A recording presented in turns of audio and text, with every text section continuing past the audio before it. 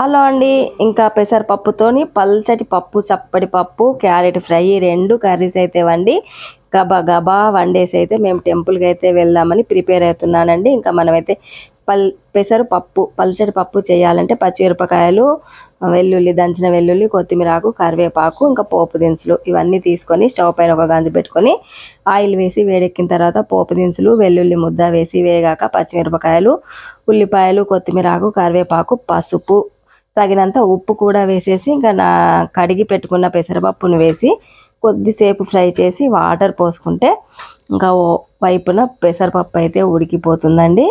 ఇంకో వైపున అయితే క్యారెట్ ఫ్రై అయితే రెడీ అయిపోయిందండి. ఇంకా ఇలా చక్కగా వేగిపోయిన తర్వాత ఇందులో కారం, ఉప్పు, గరం మసాలా వేసి ఫ్రై చేసుకొని దించి పక్కన పెట్టుకుంటే క్యారెట్ ఫ్రై కూడా రెడీ అయిపోతుంది. ఇంకా పప్పు కూడా అయిపోయిందండి.